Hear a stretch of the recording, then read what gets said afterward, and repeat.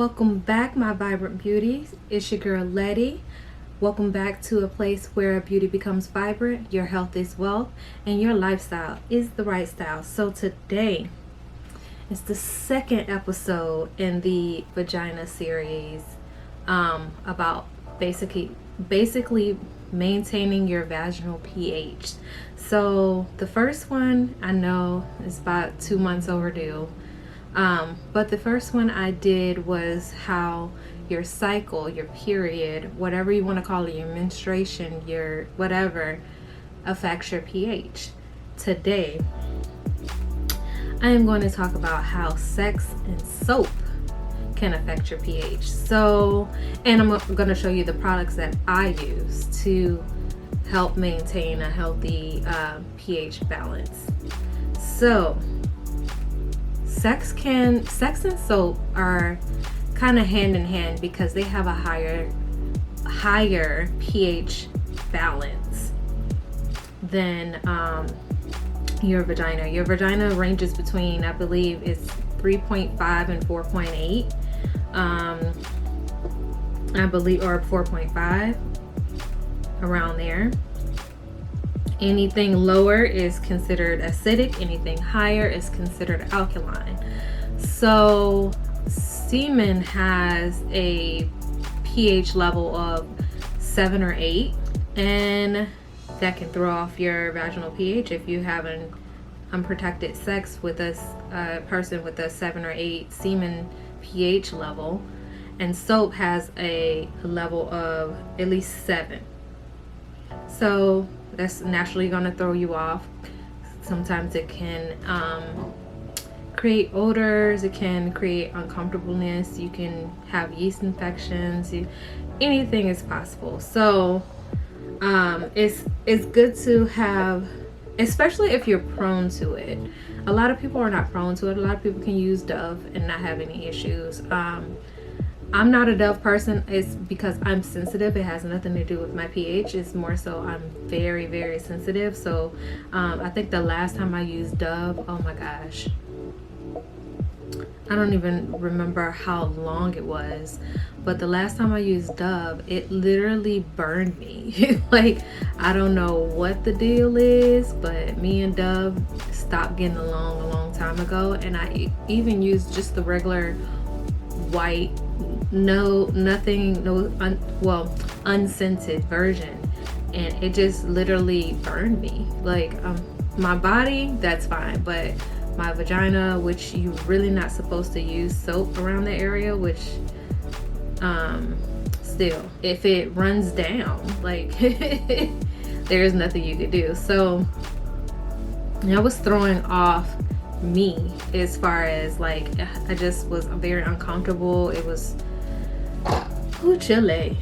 So I switched, and I've been on this like natural journey for a while. I never really paid attention, but as the years went on and on and on, I was like, oh, I'm getting more and more into holistic remedies and natural products and that sort of thing. So I want to say like 3 or 4 years ago, I started using the DrBronners pure castile soap. This is the one I'm currently using. It is the almond scent, and it's made, the ingredients are water, organic coconut oil, potassium hydroxide, organic palm kernel oil, excuse me, organic olive oil, organic hemp oil, organic jojoba oil, natural almond fragrance, citric acid, and tocopherol. I know what tocopherol is, vitamin E, for those who wants to know. But this is a certified fair trade ingredients. None remains after. Oh, that's just saying what's in it. It might not remain after you saponify the oils into soap and glycerin, which is the potassium hydroxide doesn't remain. But you can use this. They say to use things that you can use basically everywhere, but I use this with a African net sponge, and then I just pour it on there. A little bit goes a long way. I think I've had this bottle for like 3 months. A little bit goes a long way. I put a little bit on there, rub my sponge together, which is, it's an actual netted, like a net cloth. So it exfoliates your skin as well as cleanse it, whatever. And you just rub it together under some water, and it, what you call it, suds up or soaps up, or I don't know. It's escaping my mind. But, and you just cleanse your body with it. But this is the best thing to use. I got a few people on this. There's the one that doesn't have any fragrance, and then there's the peppermint. You don't want to use that on your, I mean, if you want to use it on your body, but be careful, because like I say, soap runs down and it might seep into some areas that, you know, a little spicy for your liking. I'm just saying. There's rose. Rose is really good. Lavender is really good, especially when you want to go to sleep at night. You can do the lavender pure castile soap. I think there's an orange one, or citrus. But like I said, this is the best thing to use. You can use it for everything. They have it to where you can use it for washing dishes. You can use it for cleaning your fruit and vegetables when you buy them. You can use this for basically anything. Don't drink it though. Tell you right there, don't drink it. You ain't about that life. But this is one of the best, if not the best. I recommend this. Like this right here, everything and more. So I use that. Now I also, because I don't put soap on my vaginal region or a vagina, I do use, and I know there's a recent controversy around this, which is crazy to me. I've been using her products for about 4+ years before they were even in the stores, but it is the honey pot.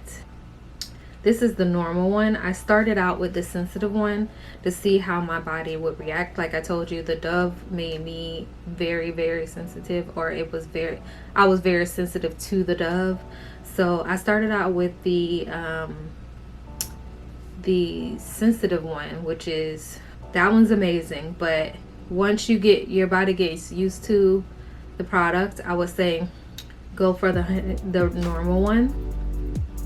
And I use this in the shower or after sex. If I, take a shower after sex, all you need to do is put, I think it's like 3 or 4 pumps. You shake it up. You use 3 or 4 pumps. It is a foam. You do not need to use a washcloth or anything. You just put it in your hand. Your hands are going to be clean from you washing them after you get done, showering with the castile soap. And then you just do 3 or 4 pumps in your hand, like doop doop doop, and it comes out. I usually take half, go to my butt region and then go to my vagina. So, and it's easy, just rinse off. It's 99, it's 100% natural actually. And then it has the pH balance of your vagina on here. So the pH in this soap specifically is 3.5 to 4.5, which is where where a normal vaginal pH should be. And it does contain colloidal silver, which I am a big fan of. It has lavender, vinegar, and coconut in it. Apple cider vinegar to be exact. If you're allergic to apple cider vinegar, this is not for you. If you're allergic to coconut or lavender, this is not for you.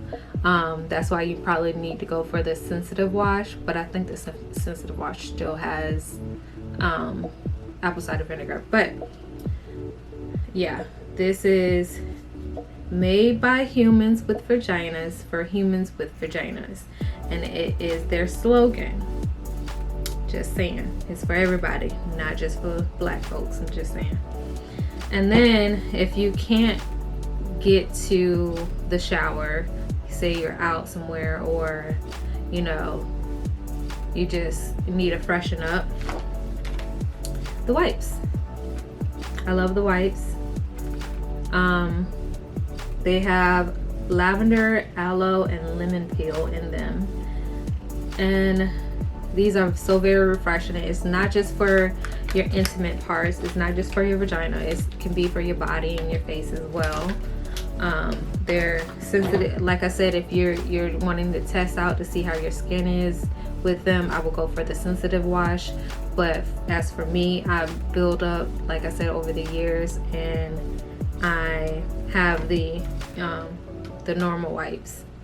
But I also, for my cycle, even though we spoke on the last episode about this, she has pads and panty liners. So I bought some overnight pads and some panty liners. And I just saw that she came out with a cup, which I'm so excited about because I'm actually going to purchase it. But in regards to soap and sex, just use things that are going to maintain your pH.